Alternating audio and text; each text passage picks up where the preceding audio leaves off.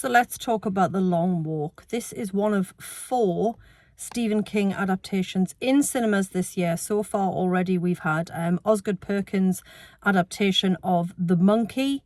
We had The Life of Chuck quite recently, and now we have got The Long Walk later in the year. Edgar Wright's new version of The Running Man hit cinemas. So the world is still fascinated by Stephen King and his stories, and this one is an absolute belter. So The Long Walk was a novella published back in 1979.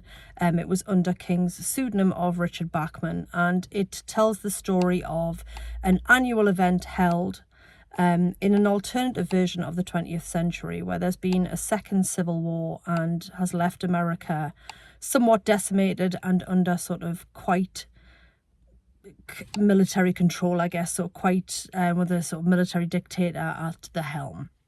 So The Long Walk is an event to it serves 2 purposes: to discourage the laziness, the epidemic of laziness among young men of the country that the government feels, you know, is rife, and also just to remind everybody about the spirit and the determination of these young American men.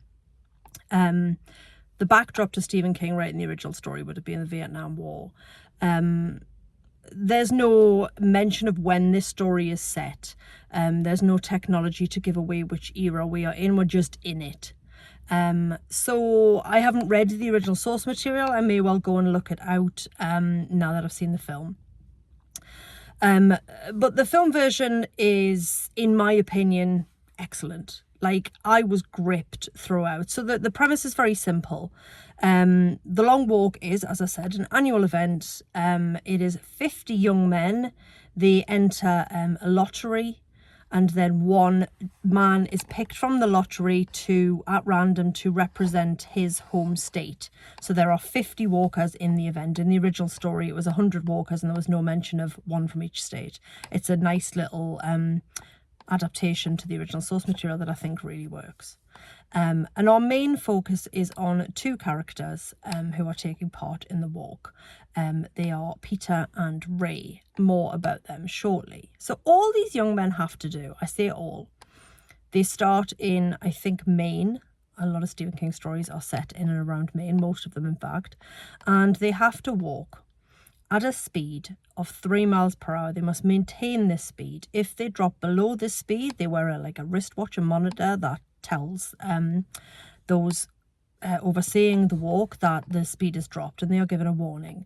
If they do not increase their speed back up to 3 miles an hour, they're given a second warning. If they get to a third warning, they get their ticket. And what they mean by they get their ticket is they get their head blown off. So make no mistake, this might not be an out-and-out Stephen King horror story, but there is horror at its core, and it's the horror of what men can do to other men, or men and women can do to each other. So it's not a supernatural horror, but it is still unsettling and terrifying and grim. There's no finish line to The Long Walk. It just goes on until there is one man standing, and whoever wins gets money, untold riches, and has their a wish granted, like not by a genie, but whatever their heart desires they can have. And this is obviously a very poverty-stricken America. So for a lot of these young men, they're thinking about what they could do with the money, what they could do for their family, their community. You know, it would be absolutely life-changing. These are not wealthy young men who are taking part. These are desperate souls who want to win more than anything. And all you need to do is just keep walking. But they can't stop. They can't rest. They can't stop to take toilet breaks. They can't stop to eat. They can't stop to sleep. They are given rations and water along the way. But they are walking at 3 miles an hour for as long as it takes to win. And that's it. And this film is tense. It is gripping. It is weirdly funny in places. There's quite a bit of dark humour. There is, like I say, a lot of horrible deaths. You know, you start out with these 50 characters, you get to know a handful of them. I mentioned Peter and Ray. There are a handful of others that you get to know quite well, but you know, watching this film, much like watching The Hunger Games, that everybody you see on screen will be dead before the film finishes, bar one. So with Peter and Ray, they are the heart and soul of the film. They meet at the drop-off point before the event starts. Cooper introduces him, not Cooper, that's the actor's name. Cooper Hoffman, who plays Ray, introduces himself to David Jonsson's Peter. They are given the numbers of 47 and 23, and they just decide to sort of stick together and look after each other. And the epiphany that I had halfway through this film is that Stephen King does a certain thing really, really well. I mean, aside from scaring the crap out of people, because he is really good at that historically and has been for sort of 50 odd years, the other thing Stephen King does really, really well, and is the reason why The Long Walk moved me to tears, even though it's a film where you see people having their faces blown apart and somebody getting run over by a tank and all manner of other awful stuff, the reason it made me cry is because Stephen King writes very strong, very believable, heterosexual male friendships incredibly well.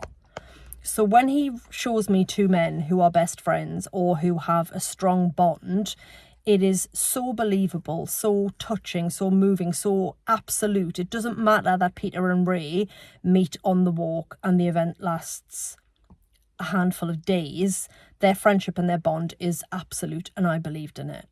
Chris and Gordy in Stand By Me, which is my favourite film of all time, also based on a Stephen King story. The friendship between Andy Dufresne and Red in The Shawshank Redemption. And I'm sure there are other examples, but it never really occurred to me until I watched The Long Walk how good he is at that, and that's why it moved me to tears. It's an incredible bit of cinema. It's directed by Francis Lawrence. He directed the second, third and fourth Hunger Games films. The original story was adapted for the screen by J.T. Molnar, but it's really good, man. It's dark, it's twisted, it's grim, it's bleak, it's oddly funny, it's shocking, and it's heartbreaking, and I really, really enjoyed it. And again, it's the sort of thing, like with the Hunger Games, you watch the news now and you think, how far away are we from something like this? How far away are we from President Trump declaring that there's going to be something like The Long Walk, or he is going to, in fact, put the Hunger Games on television? Even though this is an alternate reality, it also doesn't feel a million miles away from the world we're living in now. It's quite terrifying. But yeah, I thoroughly enjoyed it. The two leads, Cooper Hoffman, son of the late, great Philip Seymour Hoffman, and David Jonsson, who's actually a British actor. All the way through, I was looking at him as as Peter, thinking, I know you, I recognise you.